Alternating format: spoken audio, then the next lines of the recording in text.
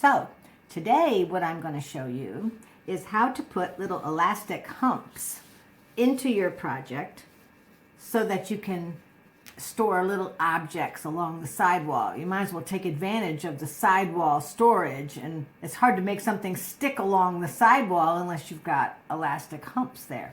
But the thing is, you can put generic humps. They can all be the same. And that may work out fine, especially on a gift item where you don't know what somebody's going to be using. But if I'm making this for myself, and chances are I know what I'm going to be storing in here, I like to make it more personalized for me. So I usually get the items out that I think I'm going to be storing in here. And for me, I always have, when I travel, I always carry obviously a lipstick. I always carry an eyeliner or a mascara wand. I always carry a razor.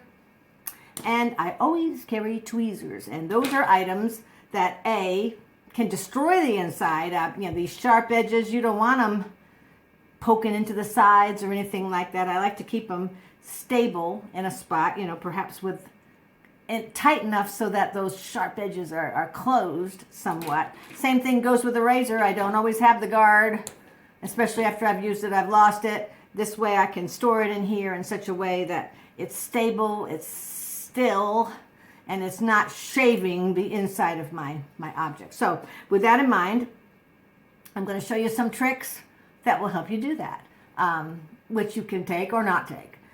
And in order to do it so that you can see it, I'm going to go ahead and change the position of this camera so that you can get a better look at what I'm actually doing. So my face will be out of the picture. You don't want to see my face, you want to see what I'm doing, and then we'll proceed. So just for a second now, I'm going to adjust the camera height, okay?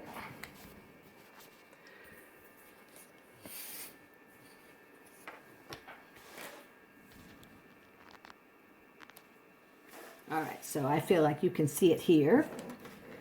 I'm going to take my objects and obviously some pins. So I've cut my elastic to a length that obviously is much greater than I need.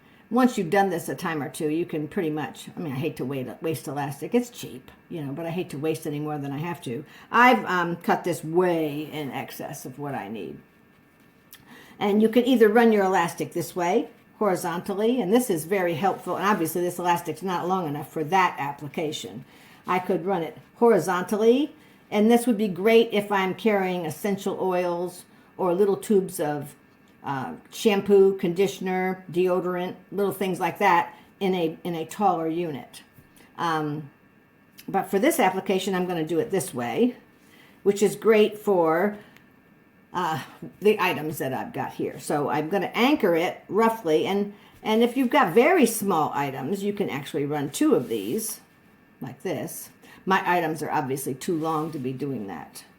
So you want to anchor one side close to the edge because you want it to be caught in the seam. Elastic eventually will ravel, so you want the end of that elastic to be caught in that seam.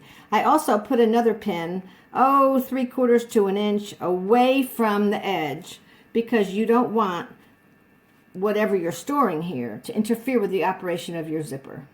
And if you put it too close to the bottom, it's just too hard to get at because it's right up on the bottom, you know, and there's also things stored in here in your package, in your packlet. You just don't want to have to reach all the way to the bottom around all your items to get things. This is just so that you can store a few items that you want ready access to without having to dig through everything else that's in your container, all right? So I would estimate 3/4 to 1 inch of dead space because you don't want it to interfere with the zip. The next thing is, I would probably choose something small. You don't want the biggest item at the top because, again, whatever's at the top is going to interfere with you trying to get at what's at the bottom. So I would kind of stack things up, and in my case, I would probably say the razor would go, I would say the razor would go here because I want there to be enough room to accommodate this. I would probably put things like this. All right, top to bottom. All right, so I'm going to start with my first item. Actually, go ahead and put it in there. And again, I want this tweezer put in such a way so that the prongs are somewhat closed. So I'm going to stretch it just a bit so that when I put things in here, I'm going to be putting like this, and the prongs are kind of disengaged from everything. So once you've got it there, you can, the way you want it, you set your pin all the way through, and you can pull that out and pin in place. Make sure your pin is straight. You don't want it wobbly or crooked, all right? So you can test it. See how nice that goes in, and it closes the prongs. Perfect. The next one will be the lipstick. Now, for most items, obviously the tweezers are the exception because I do want those ends somewhat closed. Other items, you want it snug, but you don't want to be stretching this elastic, because now if you do that, your edges are going to curl. It's not going to be a good look. It just needs to be in there snug so that it's not falling out. And that doesn't have to be too tight. So I put it where I want it. Again, I place my pin. And still, I'm roughly straight coming down here. Now you can see the difference in those two. And that way it's personalized. Could I have put my lipstick in here? Probably, but I'm going to be stretching it, which is putting wear and tear on the stitching, wear and tear on the fabric underneath. If I know I'm going to be carrying lipstick, why not put the hump so I can? All right, my next item would be this, the razor.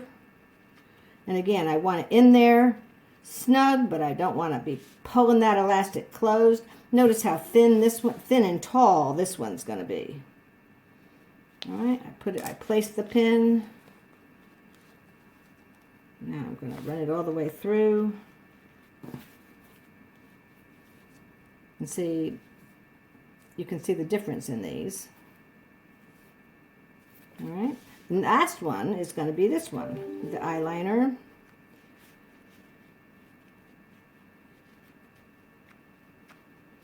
I'm going to place it like so. Push the pin in.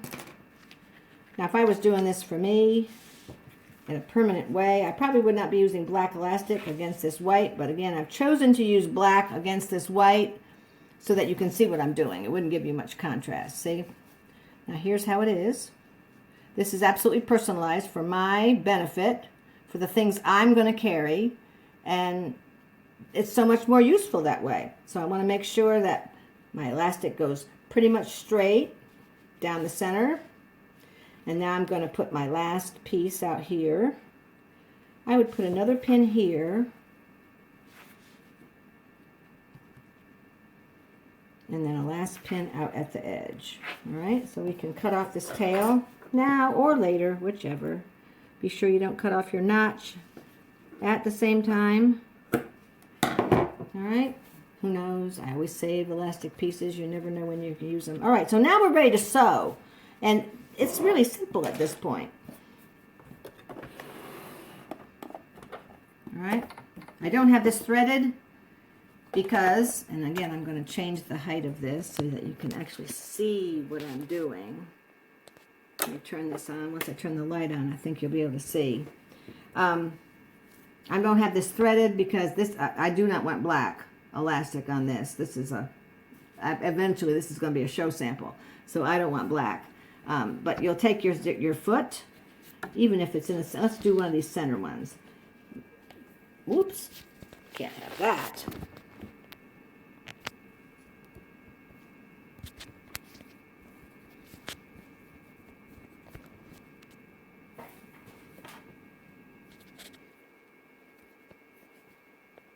There. I don't think that'll move now. So to start over, in case you didn't see it, I'm going to take my foot, flatten my two humps here, and line up my zipper foot. Oh, please, line up my sewing foot with the pin. You want the pin in the center of your sewing area, and once you lower your needle, you can remove that pin and sew straight across.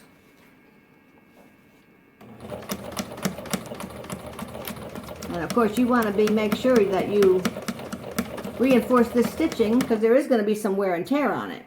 Okay?